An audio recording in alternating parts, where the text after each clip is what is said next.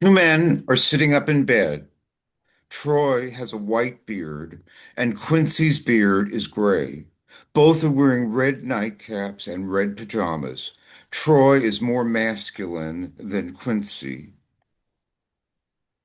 Is there anything you can do with your beard? I think you'd be more concerned about your image. I told you, I get sick from the hair coloring. That's why I'm letting it grow out. It doesn't look right. There must be a hypoallergenic dye. Forget it. We've got enough stuff to worry about. You do know the elves are planning a walkout, don't you? Oh, you worry about everything. How can they ask for a raise? You should never have let them unionize. We have to cut back because of those tariffs. Did you tell them they only have to make $1 per child rather than five? That's the whole point. They work less, so they get paid less. They have to sacrifice. They're midgets. They should eat small portions. They're little people. That's the correct term. There you go again, being woke. That's what's wrong with the North Pole. How would you like it if they called us homosexuals? But that's what we are. Gay or queer, homosexuals or straight. What's the difference? We're all North Poleans. I'm trying to make the North Pole great again. You want to go back to the past. I'm surprised you let me work in the factory. You'd rather I stayed home and raised our kids. That's not fair. And we don't have any children. You're impossible. Have you seen the conditions where they work? It's horrible. They should be glad they have jobs. I can't talk to you. The phone rings and Quincy answers it. Yes? Yes? Oh, no. Let me talk to Troy about this. Now what? Quincy hangs up. It's the reindeer. There's an outbreak of hoof and mouth disease. It's your fault. You and your crazy ideas about being anti vaccines. Well, it's true. Why should reindeer and elves be forced to get vaccinated? So, Mr. Claus, who's going to do their job? We need them to deliver all the Christmas presents. Can't the elves do that? You've got to be kidding. You do realize that we already have a shortage of elves and reindeer. You had all the illegals deported. That's right. I sent them back to Russia and Canada. They were infiltrating our workshop. You know, we have to watch out for our own. And even the reindeer whose parents are legal are worried about getting deported. ICE agents checking anyone with foreign sounding names. Why do the parents name them Dasher and Prancer and Vixen, Comet, Donna, and Blitzen? The only reindeer who's safe is Rudolph, and he's complaining that he looks like a clown with his red nose. But he's a symbol. Red is my favorite color. I know. God forbid I should wear blue. Give me a break. You're always complaining about something. I can't live like this. It's becoming so polarizing. There you go again, using words like polarizing. Next thing I know, you want to be protecting the polar bear. What happened to you? When we got married, you weren't like this. I'm sick of being, marginalized. I hate identity politics. This group and that group get special rights. I'm tired of fighting with you. Isn't tonight supposed to be our date night? With Christmas coming up, we might not get a chance to do the deed. We could have makeup sex. No way. I'm going on a sexual strike until you change your ways. At least some sort of compromise. That isn't fair. I do the best I can.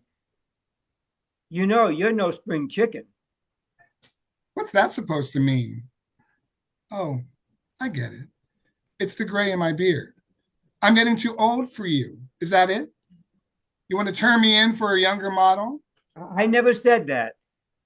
But at least if you dye it, But you said we should take all the dye out of our food. So why should I put it on my face? Jeez. And I've seen you've been working out at the North Pole gym. You hardly have a paunch anymore, and it looks like you've been trimming your beard.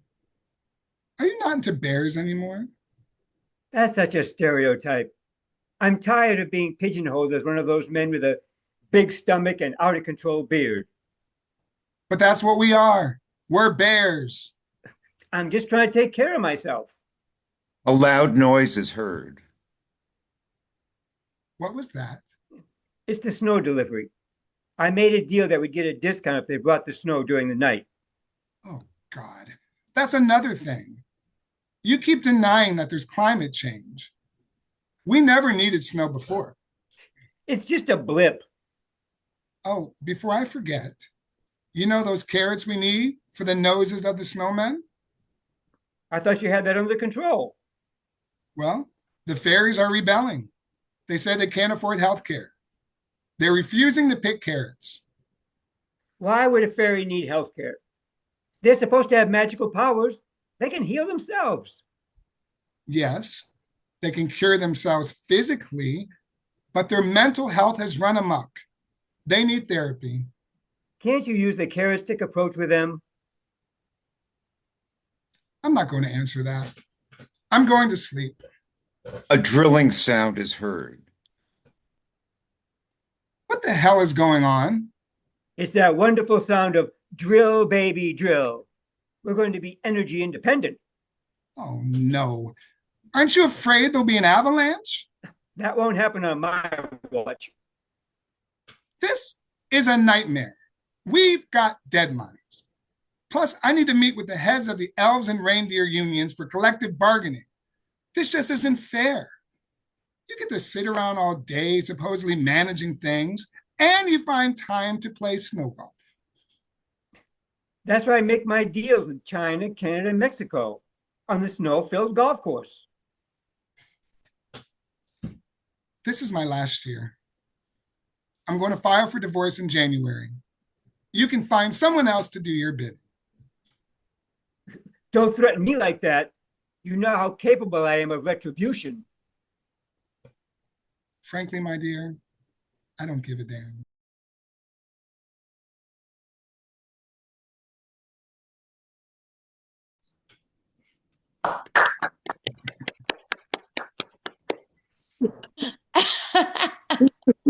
Another side of Santa I never heard about. Yes, great play, So moving on. Gordon.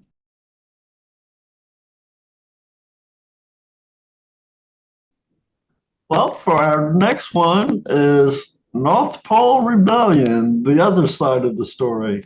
Oh, yeah. Polarizing indeed.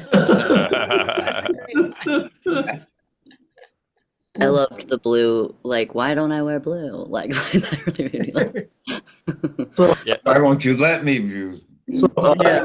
so Gordon, what was the impetus of this?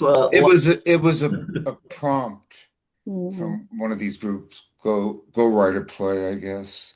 And yeah, so they just all they mentioned is something about a North Pole reunion rebellion, and then just that's what I wrote. So, And did you always have this idea that Santa was gay and maybe it's questionable about his relationship with his elves? I never thought about that before, so You'd be in hell right now if that's true. And I guess he had a Mrs. Claus for a beard, huh? I guess so. You know, just yesterday I wrote had a play, a reading of it called The Aftermath about Romeo and Juliet surviving the suicide and they're going to get a divorce. And I noticed that sometimes it gets exhausting. I don't know if I have just one joke after another, so I don't know. That was just something maybe I'm being critical about myself, but it seems to me that maybe it's not such a great idea to have one joke after another, that it could exhaust an audience. Does anybody have any feeling or thoughts about that? Well, I guess I laughing found it very fun, could wear actually. you down. I've had the great experience of hearing a few of Gordon's plays in another group, and I always find them very punchy, very fast, very Okay. funny. And I think when you commit to this, I mean, kind of shtick of I am using this lens to communicate things that are currently happening in our world, that it's not a problem to have one after the other. I think it's Okay. Good. Good. for me anyway. That's the point of the play. Right. Right. Yeah. Yeah. Hey, So- Yeah, you just kept jabbing. But, I'm just very disappointed in Santa Claus that he's a MAGA. oh, no, it's an MNPGA. Make North Pole great again. Y'all were did- hilarious too, though. You were both hilarious. That was supposed to be in the hat. But yeah, no, I like it if you not necessarily joke at the joke, but a little something funny and then hit him with a big joke, then a little something, not quite everything a joke. But yours was well written because it was like serious. I want this. I love you. Bang, we're back to reindeer, and I did this. Right. It Yeah, I was think- fun. It was fun playing kind of like a North Pole example of our current president. Yeah, I think the commitment, like it was said, like having the characters committed and taking it seriously, that allows you to have the jokes keep coming. I mean, Oh. like I when you were speaking, I kind of reminded me of Airplane the movie, where they apparently like really just crammed as many jokes as Yes. they could into that thing, and yeah. That's if right. That's a great example, Corey. Thank Yeah. you. That's Yeah. great. and it works, you I know, don't because the know. characters are Yeah, so I serious would about compare it, Right. Right. you know. You have to And pay that film is attention not to it. outdated. It's still funny today. Exactly. Yeah, exactly. Yeah. It's very outdated. I love that book about Airplane. And So I think good. you kept kind of like moving like I don't know, you kept kind of like weird visual, but like turning the I don't know, the Rubik's cube, I don't know, but like you kept exploring their world and tying it into, of course, our current stuff. So there's a lot of like wordplay and a lot of like references and Yeah. in jokes because of where we are culturally right now, and so it was like.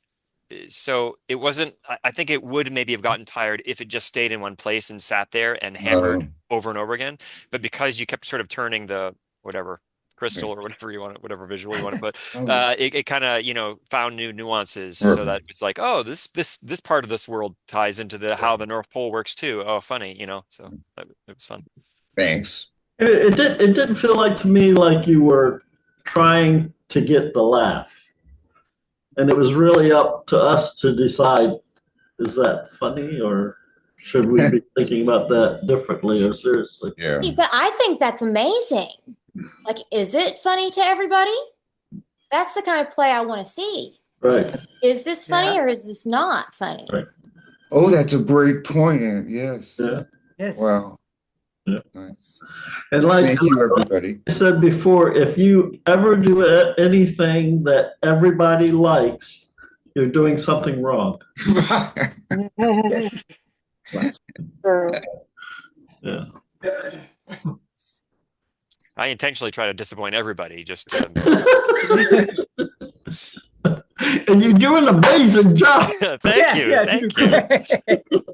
No, I want to say about this Gordon's play. I mean, it was funny because, especially because you'd always jump between. You had this relationship stuff, which was kind of very weird to see that stuff, and then you had the political stuff, Yeah. which was very funny, and then you mix it together. It was a good one, man. Yeah. Thank you. My Great. favorite joke was, you don't want dye in our foods, but you want me to dye my beard? My face, right?